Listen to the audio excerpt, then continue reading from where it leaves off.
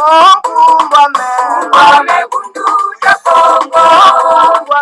Ungwame kunduja Kongo. Ungwame kunduja Kongo. Ungwame kunduja Kongo. Kole Kole kukongo ya mwenyika. Kisole ina ya tela mani mumbandwe. Mukuluza kanda ya Kongo. Kanda ya Kongo. Vita Kongo ya mwenyika.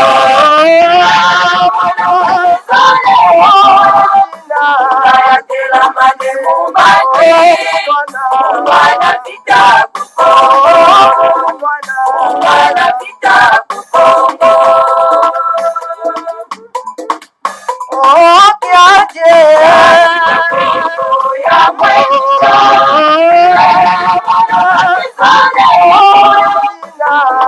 Tela mani mumbandwe. Kanda ya Kongo. Kanda ya Kongo. Tombe Ya mwenyika.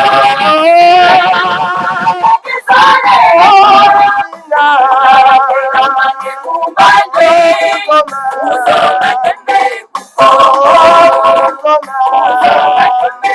Kongo.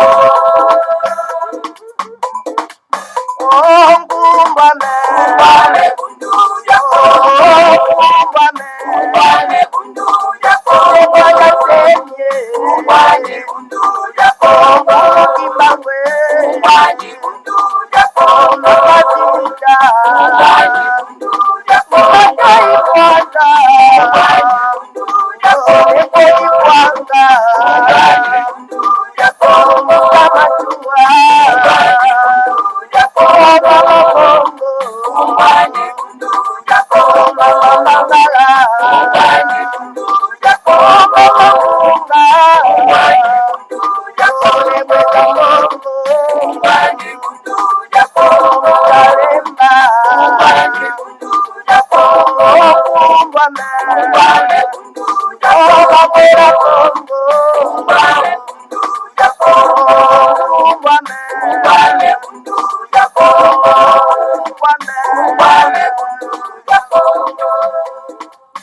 Matondo mingi bama batata bandeko balandi ya Congo bololo bondo kumwame bunduli ya Congo bolimbisi bama batata bandeko. Donc voilà biso wana toye lisusu en tout cas na tongo ya lelo bama batata bandeko balandi ya Congo bololo lelo ezali ya solo pena en tout cas mokolo mwa eyenga mokolo mwa tukomi wale na motoba sanza mitan mobu akoto mibale na zomi na libwa tukomi bongo na ngonga ya libwa na miniti tukomi na libwa.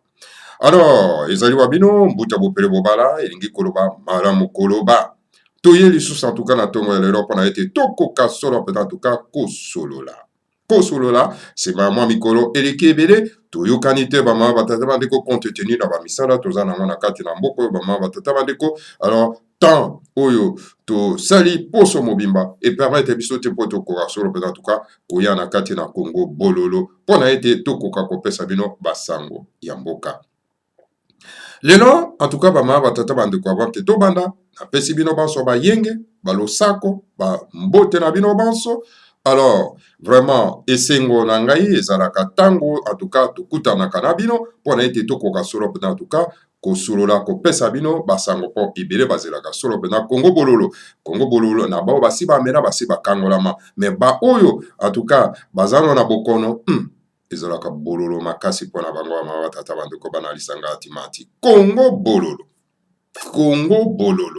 yango oyo eye lisusu en tout cas na tongo ya lelo. Lelo tokosola nini? Lelo tokosola solo pena en tout cas bama batata bandeko bana lisanga atimati. Donc visite ya un assassin criminel au lieu du crime. Nani wana assassin criminel ou à quel lisusu na lié à crime pona kotala les dégâts causés ya moto oyo bama batata bandeko. Totangi kombo Matezolo alias Papi na kombo bana mike. Ye wana kendaki na lieu du crime. Lieu ya crime ezaki wa na palais royal. Et Papi, il y a le grand maître Fumu Mwanda Nsemi, le chef saint de l'Afrique centrale. Malheureusement, na kati ya bakongodien to eza kobima, baza ko limiter les grands maîtres Fumu Mwanda Nsemi tout simplement na autorité morale ya Bundu Ndia Mayala. Mais non. Le grand maître Fumu Mwanda Nsemi ko limiter ye na autorité morale était à Bundu Ndia Mayala. Ça c'est vraiment ezali titre moko ya muke. Hein? Il est plus grand que ça. Faut que tu aies titre na yon so ba ma batata bandeko. So qui réellement le grand maître Fumu Mwanda Nsemi mutaza ko signer ndengona ke azali autorité morale ya Bundu Ndia Mayala et c'est limite là. Alors biso na kati na Congo bolo toko se limiter wana te. Toko ken encore beaucoup plus loin. Le chef saint de la race bantou. Donc voilà ba ma batata bandeko bana isanga timati. Le chef ya Bundu Ndia Congo alors to ko sukisa l'autorité morale ya Bundu Ndia Mayala. Voilà maman batata bandeko bana isanga timati. Alors voilà, l'assassin a créé un lieu du crime. Pendant que les dégâts où il y a causé qu'on a na kati ya lieu du crime maman batata bandeko. Voilà toko solo là. Na kati na Congo bolo, reza Congo bolo. Sauf que c'est péri sur terre, tant pis, mais nous disons que la vérité reste la vérité. Ata ennemi no motalobi yango, ezaka la vérité. Lokuta pezaka lokuta ta mwasi yango yo lingaka ndenge nini abukeli yo lokuta ezaka lokuta. Voilà, bama batata bandeko, awa ezali Congo bololo. Voilà, bama batata bandeko bana lisanga atimati balandi ya Congo bololo. Après, tokoya kotangela bido solo pena tuka Congo dieto 33-45. Tukotali sabino le grand maître Fumu Mwanda Nsemi oyo azali solo pena na kati na libenga na ye Afrique centrale mobimba.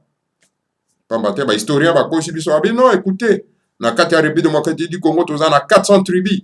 Alors tokeno kotuna nano le chef saint de l'Afrique centrale, le chef de Bundu Ndia Congo, pe autorité morale ya Bundu Ndia Mayala, tokokena kotala ye to tuna ye. Est-ce que il y a 400 tribus ndenge ba historien, il y a ba colon, ba ya kokomela biso na buku pe batalisi biso. Tokotala le grand maître Fumu Mwanda Nsemi a ko répondre biso ndenge nini ba tribu cela veut dire que mabota eza na kati ya mboka na biso ya République démocratique du Congo, ya République fédérale du Congo, ya lisanga ya Ntimati. Voilà, bama batata bandeko bana lisanga ya Ntimati. Wana ezali Congo dieto 33-45. Yango nde tokomonisela bino yango bama batata bandeko. Alors, na yango bama batata bandeko tokoza peza pe mwa mokuse au moins peut-être développement ya Congo bololo ezwa biso tamolai sinon te bon tokoza pena mokuse bama batata bandeko compte parce que tozoki mangonga po ete so itosisa po tokenda pe bamisala o tosalaka na bamboko oyo bamama batata bandeko. Alors liboso ke tokoma kuna bama batata bandeko tokobana na mwa introduction. Introduction na likambo etali ba mama. Ba mama congolaises et les femmes noires. Ba koti na lokuta ya ba pasteur ya mibali ba mama batata bandeko. Ba pasteur ya banzambe ya bapaya. Ba koti na kati na lokuta wana. Bango pe ba komi ko buka lokuta. Lokuta eza na kati na Biblia bango pe ba komi ko zwango ko buka na yango lokuta pa bandeko. Basi bazai susu na sonité. Ya kokota na lokuta ya ba Biblia ba mama tata bandeko. Kokosa. Et puis aza kokosa, puis aza ko respirer. Il aime comme il respire. Mama tata bandeko bana lisanga atimati. Omoni na kati ya mboka. Soki bato ba komi babolole mingi. Alors, mutu nyonso tu akoya kaka kokosa abima kaka mutu ya lokuta na miso ya bato ya tata bandeko bana isanga timati. Nous disons ceci, la Bible ce n'est pas le livre saint de la race noire. La Bible est un livre saint ya monde occidentale. Bato Baindo n'a rien à voir avec la Bible. Et tout ce qui est écrit dans la Bible ne concerne pas la race noire, plus particulièrement la race bantou. Et ça, mon canal a bisoté. Mais le coup, les gens, mon canal a bisoté. Pourquoi les noirs se donnent le plaisir, le goût, il y a qu'au fan de la pe côté yango ba imboka. Donc, ce sont les ennemis. Il y a race noire.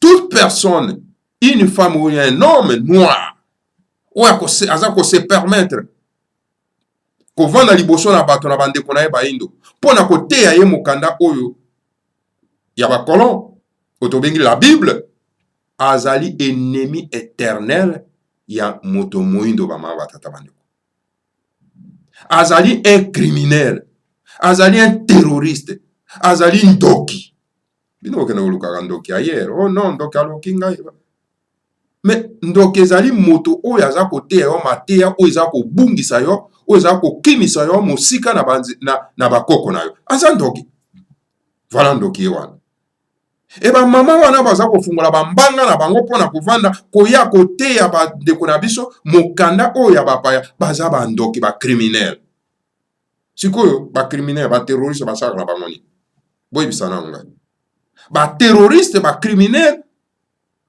basaka bango ndeni ba kundaka bango na marché public bama batata bandeko tokoki kovoire facilité parce que mateya esalaka ke bato batelema na bopikiliki bato batelema na nguya nyonso mais soki bato baza koya na mateya oyo etengama oyo ya kobungisa bino oyo ya kokotisa bino na matiti baza bato malamu te baza baennemi na bino faut qu'on se dise la vérité et tout politicien oyo akoya po ete azwa ngazi na ye ayaka lisusu kaka na nzela wana ya mokanda oyo ya bapato bengi Biblia azali un faux politicien azali un élément dangereux et esengeli ko maîtriser ye parce que aza na valeur morale et spirituelle te il faut qu'on maîtrise ye po ete aya na lokuta na ye na baimboka te bama batata bana. Donc un vrai politicien eza moto aza koyebisa bosembo aza koyebisa vérité parce que tambola nzela la vérité parce que politicien aza moto oyo aza na bobangi ya tata nzamba pungu tulendo bama batata bana. Un politicien aza na bobangi ya tata nzamba pungu tulendo te, je veux dire ya pungu tulendo te, alors donc azali un faux politicien, il faut qu'on maîtrise ye parce qu'azali un chien rasé. Il faut qu'on maîtrise ye. Pour asua bana te bama batata bana. Donc, na ero ya verso, ero ya kinatimasa, esengeli politicien, ate ya baimboka, bai politique bate ya baimboka, politique ya solo, ya lokutate, ya kokosa bango te po eta koma mokonzi. Et politique ya solo esalaka ete, baimboka bako kufungwama, pe bako ko batela mabele na bango, po bako kotonga yango.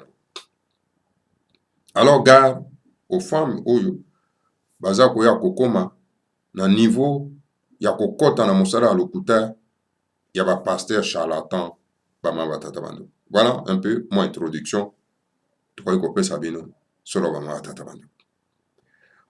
Tokenda na deuxième phase, tokenda na lombango concernant boyei ya criminel assassin na lieu du crime.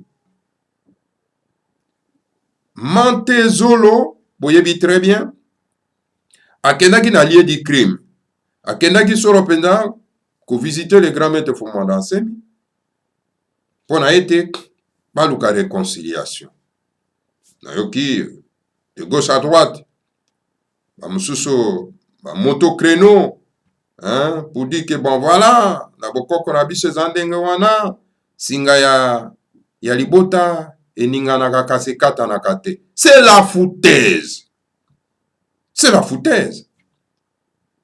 Singa libota eninganaka katanaka te, pas na ba terroriste, pas na ba criminel, pas na ba assassin.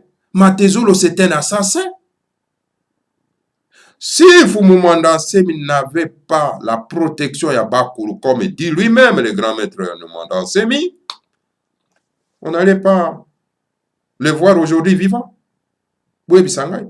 Anga la vivante. Soka inga la vivante à cause de Anan. C'est pas à cause de Matezolo. Ce n'est pas Matezolo qui vantait que bon voilà, il faut oublier Fumumanda Nsemi, le nouveau leader ya Congo central ezali sikoyo, yé Matezolo, na parti na yé infiodé qu'on appelle NDK. Ce n'est pas lui qui disait qu'il sillonnait le Congo central. Et certains Bakongo envoûtés, pendant qu'on a acclamé.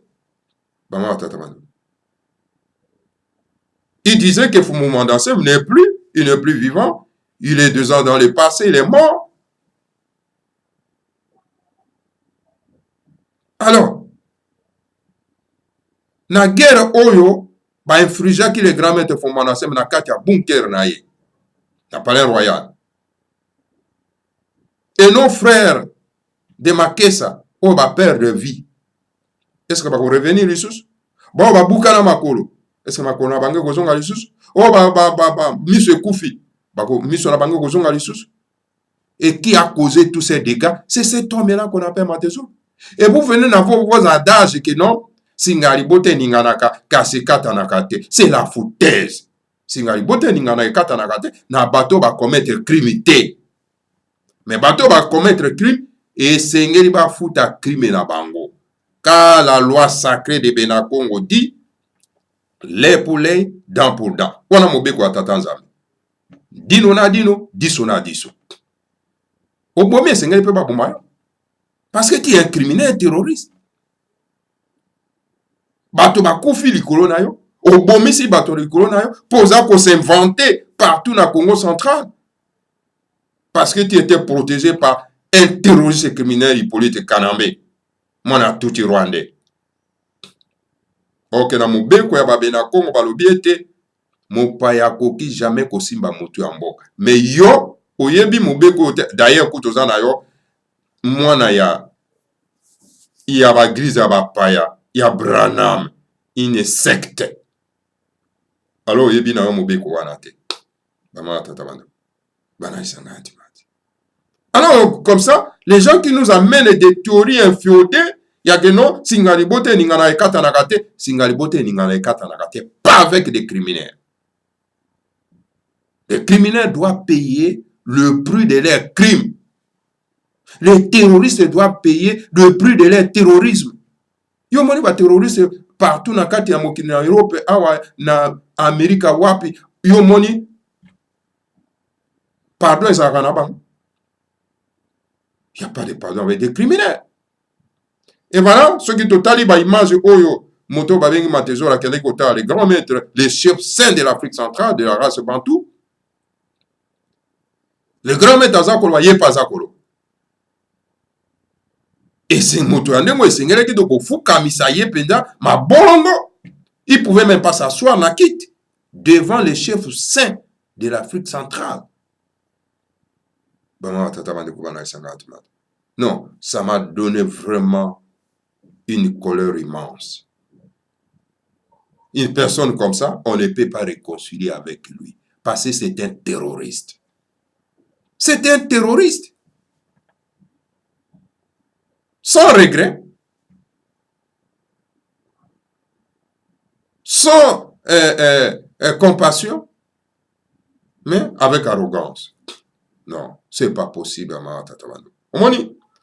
Les grands maîtres Fumumanda Nsemi sont entourés par des vrais combattants. Vous comprenez? Parce que oyebi bama tata bandeko mateya oyo eza na kati ya bundu dia Congo ezo permettre yo soko zu yango koma un grand résistant, un grand combattant. Hein? Parce que eza mateya oyo eza komema yo na bolingo ya mabele na yo, ya mboka na yo, ya bato na yo, ya race na yo. Mateya oyo eza na kati ya bundu dia Congo ezopesa une certaine fierté, l'orgueil, ezopesa orgueil, ezopesa okoma monene. Voilà bama batata bana ezopesa yo siko olongo esprit wana oyo babengaka na Kikongo mpeve ya wonga, c'est-à-dire esprit ya bobangi, elimo ya kobanga, molimo mo obanga akingono. Bama batata bandeko bana lisanga timati. Voilà. Na epai ya mboka ya bato misusu ya barabe banani ba européen même partout moto lokola Matezora akoki komeka kotia makolo na ye par les grands maîtres T, que ça soit les degrés ya koluka réconciliation, pas avec un terroriste. On négocie jamais avec un terroriste. Omoni nani Mandela aloba boya alobi il faut que ça akeba omoni bato oyo baluki po ete bakoka kokitisa yo tango oyo oza kobunda po koka kotombwama eke bato wana baza koluka bato oyo babandaki koluka po ete bakoka kokitisa yo kozonga lisusu epai ya bato wana te. Parce que les grands maîtres Fumwanda Semi baluki par tous les moyens par ces terroristes bazana kati mboka wana pour ba éliminer ye physiquement. Si les grands maîtres Fumwanda Semi n'avaient pas la mystique Congo, on ne pouvait pas parler de lui aujourd'hui. Pendant 2 ans de clandestinité, vous avez tous entendu qu'il est mort. Même toujours le bana Congo bololo bazo benga biso donc analphabète bazo ko qualifier biso de tous les mots et il faut ça na ba nerf solide pour okoba koloba. Et si le grand maître Fumwanda Semi n'avait pas la mystique Congo, il y a qu'à se protéger. On ne pouvait pas plus parler de Fumwanda Semi aujourd'hui. Alors, bato wana basalaki par tous les moyens pour na koluka ko faire disparaître le chef de l'Afrique centrale. Et c'est tout qu'on a toujours commis, c'est pas là-bas. Mais parce que esprit il y a crime oyo bango balingai ko sala eza toujours na mitu na bango bakoluka toujours bakoluka ko sala yango. Alors donc c'est que le grand maître Fumwanda Semi azala entouré par des vrais combattants. Bato ba melama te ya wana bazana kati na bundu ya Congo. Alors à ce moment-là, bato lokwa Matezora bako kena lié du crime. Voilà ma réflexion. Pour terminer, tokena Congo. Dieu to bama batata bande ko bana lisanga timati. Alors pour tokena na Congo Dieu to toyoka nano balanga nzembo.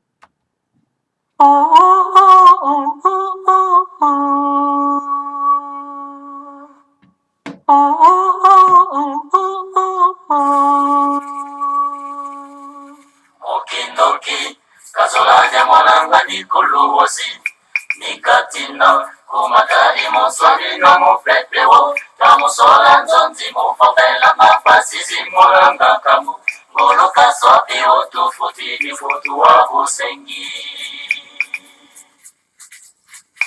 Okindoki kasolanya mwananga nikuluwosi nikatina kumakali moswali na moflepewo tamusola nzonzi mufopela mapasi zimolanga kamu ngoloka sopi otufuti nifutu wa busengi Omeso mazundu Lokoko sobanga kwa kantitima Sobanga kwani muyimba mutu kangari longo Mwana wa fyoti Walemba na woja kambangete Boja ngitu kulwe Mokimono kaka Yimwa kibota Asani mokunda longi Kamalendeleko Silwa zikwa bamoyo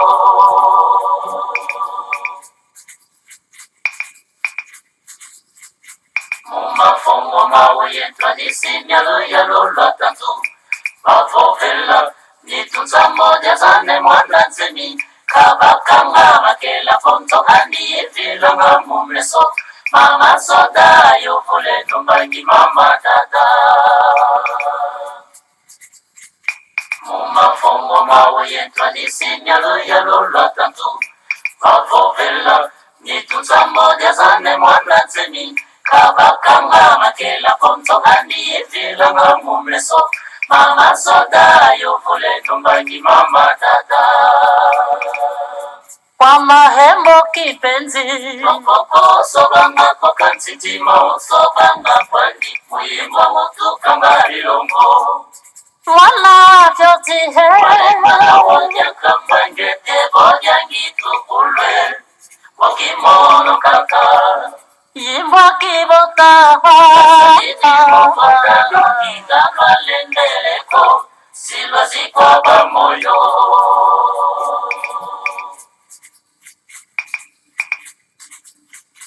udu jambongo tikalanga yekenzandi wawantama kasadila mosimu mikengi vyane mwananzemi muleka kaka mbele ya yimbwa efosu bakibota wafwili mfutu vyazi vitatu kwa luyalu udu jambongo tikalanga yekenzandi wawantama kasadila mosimu mikengi vyane mwananzemi muleka kaka mbele ya yimbwa efosu bakibota wafwili mfutu vyazi vitatu kwa luyalu kwange makutunza u lopoko sobanga kokansitima sobanga kwandi muyimba mutu kangarilongo mwana wa fyoti walembana wonyaka kwenge tebodyangitukule wakimono kaka yimbwa kibota kasalekimokotalongigamalembeleko silva sikwa bamoyo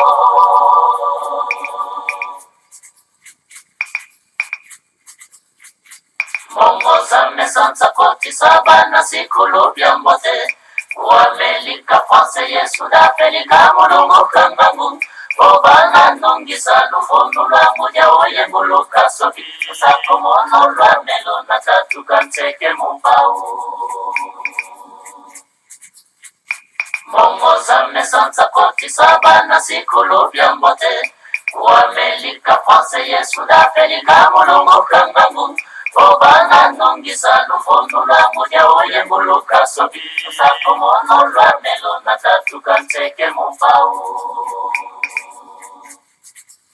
Swama kila hukumu nekese Kewa Swama kila hukusolele Kewa Wamesoma zundu Sobanga sobanga mama ye Wamutu kangarilongo Mwana vyotie Mwana woya kambange tebo Okimono kaka Yimbwa kiboka Kasabiki mokoka longi kamalende Waya kalekoko Mukongo diampa Silva zikwa bamoyo Mame Silva zikwa bamoyo Soba fise Silva zikwa bamoyo Matema masana Silva zikwa bamoyo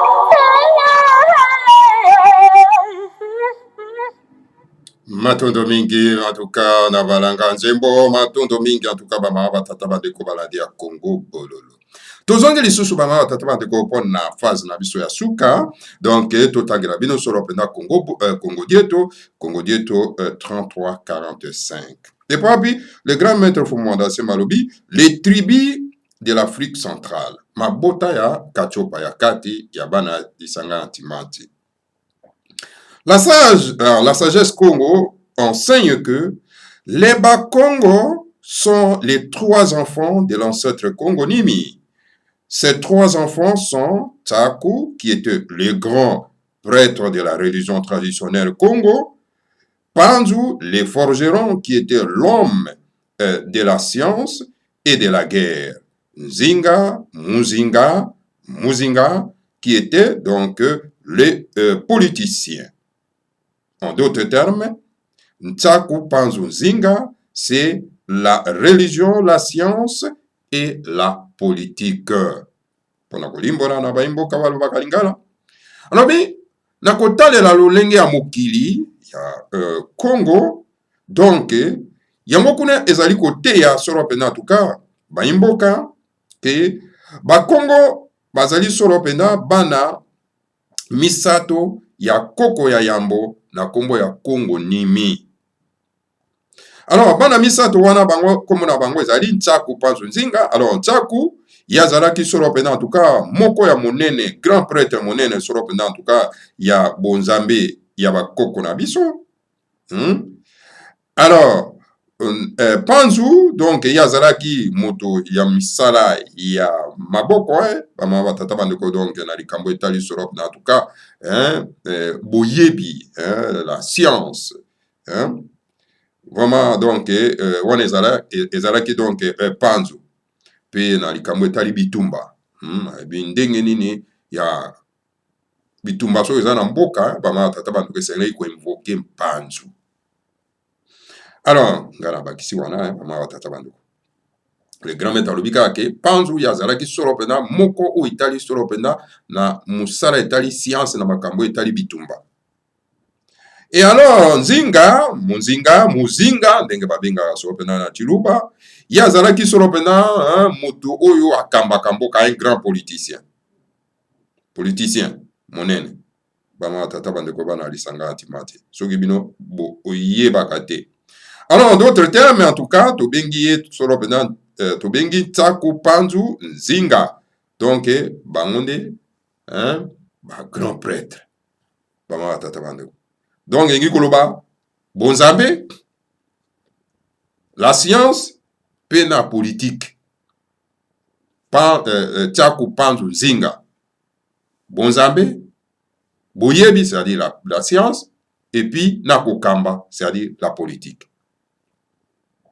L'un des sous-groupes Congo qui habitent le Congo Brazzaville s'appelle les Babembe. Au Kivu, nous avons une tribu qui s'appelle Babembe. Monsieur Azuluni Bembe, ancien chef du parlement d'Isaïr, du maréchal Mobutu, était Mobembe. Alors, na sous-groupe ya Congo, okokuta babita ya Congo Brazzaville, babengami na kombo ya Babembe. Okokuta Babembe kuna na kati ya Congo Brazzaville, donc Congo de foi. Bon, na ngakolo ba Brazzaville parce que c'est la honte de dire Brazzaville, parce que Brazzaville, za mutu moko uta musika kuna, donc aya kopesa kombo pa ba nègre, ça ne va pas. Donc na Congo de foi, okokuta kuna libota moko na kombo ya Babembe. Alors na Kivu pe okokuta libota moko kuna na kombo ya Babembe. Okokuta par exemple oyo ndeko na kombo ya Azuluni azali Mobembe, azalaki vraiment un ancien chef ya parlement ya Zaïre na époque ya Mobutu, donc ya maréchal Mobutu. Donc azalaki Mobembe Azuluni. Alors, toujours au Kivu, nous avons une tribu qui s'appelle les Wanyanga. Au Congo central, vous avez un groupe Congo qui s'appelle les Manianga. Décidément, Longia Congo, l'instructeur du Congo, a toute l'Afrique centrale dans sa poche. Bokele na Kivu, bokomona libota moko ezali kuna babenga kango Wanyanga. Na Congo central pe bokokuta groupe ya bakongo moko babengi bango Manianga. Donc bokomona ete le grand maître Fomwanda Nsemi, donc o azali molakisi monene ya kati ya Kachopa ya kati, aza pena donc na histoire na boyebi ya Kachopa ya kati na libenga na ye. Quand les explorateurs devaient partir de Mbanza Congo, auraient visité la région de l'Équateur. Ils sont rentrés en Mbanza Congo où ils ont remis le rapport, disons, Fumu, Nsi, ya Mbangala. Le rapport donc commence par dire, chef, c'est un pays de grande chaleur. Y a-t-il de grande chaleur à l'Équateur? Oui. Donc voilà, tango ba explorateur bakendaki kuna na kati ya bakendaki kuna na kati ya mbanza Congo, bakendaki kovisite eteni ya mabele ya Équateur. Epa wapi ntango bazongaki na mbanza Congo, alors bapesaki rapport epa ya nkumu, balobi mfumu si ya Mbangala. Rapport donc ebandaki kobanda na koloba ete mokonzi mboka wana ezali mboka ya moto. Alors motuna ezali alobi mboka ya moto makasi. Alors siko motuna ezali, est-ce que kuna na Équateur moto ezali makasi? Oui, moi ezaka kuna ya kosakana te. Prenons le mot Mbangala. Laissons tomber la lettre M et vous avez le mot Bangala. Parmi les Bangala, vous avez un sous-groupe qui s'appelle les Ngombe. Le dieu de leurs ancêtres s'appelle Akongo, le même dieu que les Bakongo. Alobi, Zwa Moya Mbangala. Alors, sikoyo longola lettre M liboso na yango. Okomona ke bokokuta ekokoma nini? Bangala. Alors, parmi Bangala, kuna na kati ya Bangala, libota ya Bangala, okokuta ba sous-groupe mususu ezali kuna lokola Bangombe, lokola Lengombe. Alors, kena kotuna Bangombe, Nzambe bakoko na bango babandaki kosambela kombo na ye nani? Bakoyebisa Nzambe ya Bangombe abandaki kosambela ye kombo na ye Akongo. Donc okomona ete Bangombe babandaki kosambela Nzambe moko na banani na Bakongo. Donc Bangombe Bakongo bazali moto moko. Voilà bama batata bandiko bana lisanga atimati. Il y a un groupe de Manianga au Congo central qui s'appelle le Bisingombe, en long et en large, Bisingombe Matadi, et Ngombe Lutete. Fumu Kimbangu était un Mosingombe, est un Ngombe. Ainsi donc, la Mongala est peuplée de Bangala, dont les Ngombe. Congo Bololo, en Belgique, est un Ngombe. Voilà. Omoni, ba ndeko na biso oyo baza ko pesa le grand maître Fumana Semi concernant Congo Bololo, baza ko pesa lisusu une fausse information, tout en disant que donc Congo Bololo ezaka na Belgique et pourtant Congo Bololo ezaka na Bundesrepublik Deutschland, donc na Allemagne. Cela veut dire que le grand maître alobi na est correct, mais kasi bato ba kei kokoma bango ba déformer. Bango ba déformer bama batata bando tika na limbo na bande. Le grand maître alobi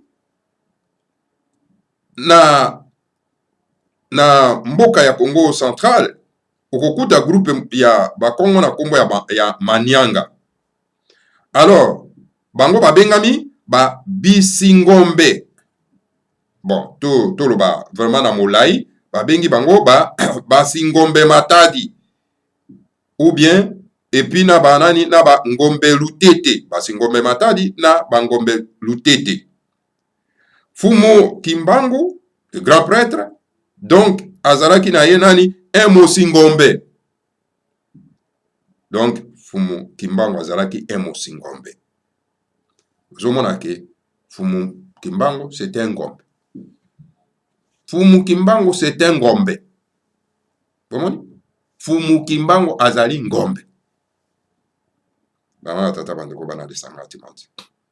Bino bato yebaka histoire était esenge boko ka koyeba. Ainsi donc, na yango na Mongala ezali peuple na Bangala pe na Bangombe. Okokuta Congo Bololo, yo yaza kolwa mbuta bopele bobala, donc azali Ngombe. Chaque fois na lobaka ngwa ke nazali Ngombe. Alors Congo Bololo ezali awa na kati na Bundesrepublik Deutschland esiko bakabolaka Afrique bama batata bandeko. Alors bandeko na biso oyo baza kokoma bakomaka na bosembo. Omoni kozala na kati na bundu ya Congo ozo kotambola na bosembo. ezali ngomba oyo eteyaka bato bele bosembo. Le grand maître Fumu Mandanse n'a jamais cessé de le dire que omoni mabe na ngai ezali kaka parce que nalobaka bele bosembo. Sikoyo ya komi boye yo alobi boye yo ke kokoma parce que moto azokoma te bino bato boza ko rédiger na lolenge na bino. Ezali malamu tel mosala bozali kosala. Sala mosala correctement lokola ndenge le grand maître azali ko dicter bino. Bokena ko déformer te. Et je suis sûr que awa Fumu Mandanse matangaki bopele bobala ya Congo bololo na Leman azali ngombe. Je suis sûr à 100% le grand maître a cité les noms comme il a cité les noms de Azulini. Mais bino bato boke kokoma bokomi na bino makambo mosusu. Congo bololo ezaka na Belgique te po nini kokoma koluka ko déformer. Congo bololo original eza na kati ya Bundesrepublik République totirande papi ba kabola Afrique. Ama tata bandeko poto melisaka bato Congo bololo po bazwa lobiko bakangolama po bazwa possession ya mabeye na bango. Ba tata bandeko. Donc voilà un peu. Et si kawana esengeli le grand maître Fumu Mandanse azwa connaissance na ngo ete bato bazoko komaka makamba azako dicter bazoko komaka nyonso te bazako déformaka bama batata bandeko bana lisanga antimati. Voilà. Alors voilà bama batata bandeko na esika wana bomoni ete le grand prêtre Fumu Kimbangu c'était un ngombe musingombe un ngombe. C'est pas pour rien que biso toza na ba filiation wana. Biso bangombe nzambe na biso azali a Congo. Okomona moto lokola ba gefa yaza obengaka ba yawe ba nini alobi kaza ngombe aza kobunga. C'était moinga. Makamaza kolobaza koyeba ngo te. Yo ngombe kokuta ngombe akenda kosimba Biblia po ati ya bandeko na bangombe. Donc elingi koloba ke mutu neza kopola. Un ngombe ne peut pas prendre la Bible à te arango bandeko na bango. Po bango bayebi vrai nzambe oto bandaki bakoko na biso bandeko benga a Congo. Voilà, bama batata bandeko bana lisanga timati. Vous comprenez que l'ongi à Congo se manque des historiens de type colonial qui disent que l'Afrique centrale est peuplée de plus de 400 tribus. Longia Congo veut dire l'instructeur du Congo. Longia Congo a décidément toute l'Afrique centrale dans sa poche. Yamokolo, Aleki Bango, Ingeta, Ibobo. Ah, kitoko. Hein? Alors voilà. Bozo mona que Longia Congo, les chefs saints de l'Afrique centrale, les chefs de Bundu dia Congo, l'autorité morale de Bundu dia Mayala.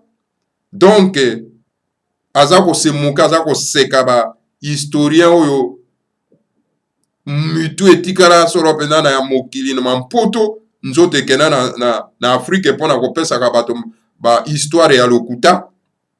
Oye pa wapi en tout cas, bango bazolo ba ete kachopa ya kati ezali peuple na ba mabota kama mine.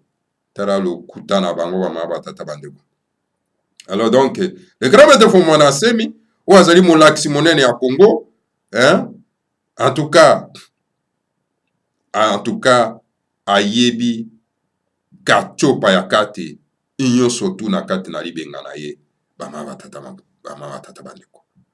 Ya mokolo oleki bango. Oleki bango bama batata bandeko, le grand maître Fumu Mandanse aleki bango. Azo pesa bango malako. Mais botara moto ndengo azana kati ayebi histoire nyonso to ya Afrique centrale eza na kati ali benga na ye. C'est un homme à protéger. Na esika bato ya mayele, c'est un homme au boko mettre ye na ba condition moko ya kitoko extraordinaire. Pona ete boke na kozwa ka boyebi wana parce que mboke tambola kana boyebi. Soki bato bazana boyebi te, mboka wana bokotonga yango te. Ta mboka na biso mboka tondi na kita makambo nyonso tu lokola ba mboka bazana boyebi te, tala bazoko kozwa importance na yango te. Lokola bazana boyebi te, bako livrer mboka na bango na bapaya.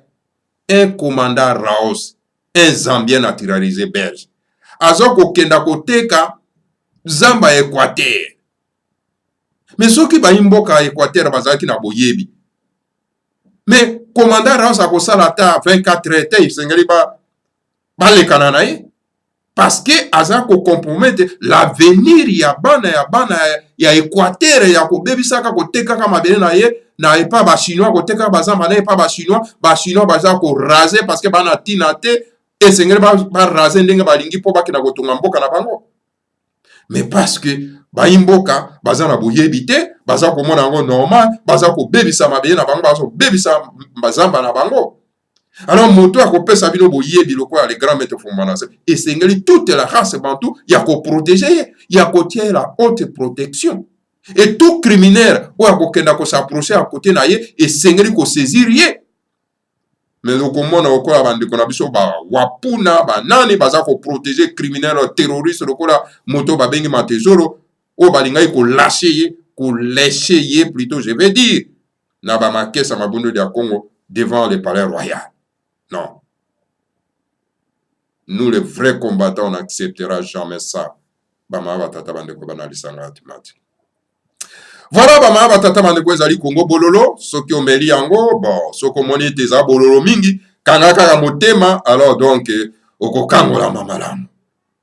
Voilà, au moins que tu ça Congo bololo kaka na bato baza musikate, même ceux qui sont à côté des grands maîtres fumumanda semi, bakomela Congo bololo soki baza kotambola malamu te. Matondo mingi na bino banso bolandi biso. Alors donc voilà, to kuta na bino mbala sima soki temps permettre, bama batata bandeko bana isangati mati bo partager Congo bololo na baimboka o bazana ngona bosenga pona ete bazwa bwanya pe mayele na kati na Congo bololo. Voilà. Ezalaki babino, botabo pere bobala, malamu koloba. Wana en tout cas na Kingombe bopele bobala elingi koloba malamu koloba. Matondo mingi na bino banso que le Seigneur a Congo vous bénisse tous, bénisse Fumomanda Ansemi et bénisse la République fédérale du Congo, Ingeta Ibobo et Ibobo.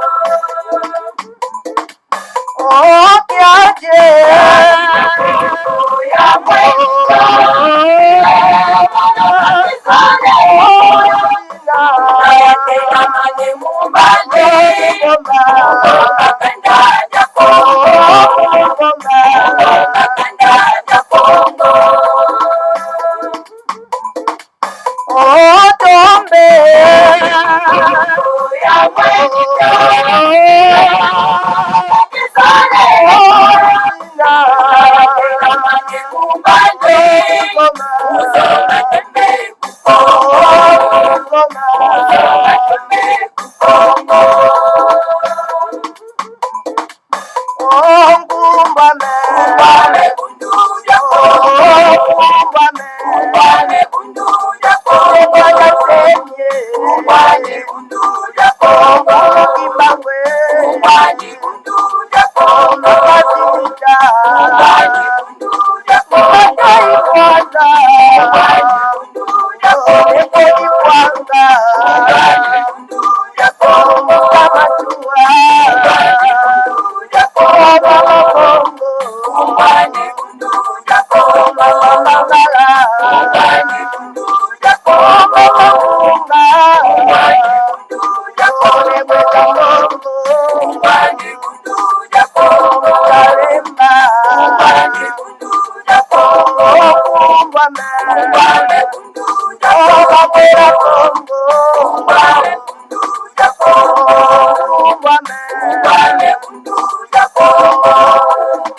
Wale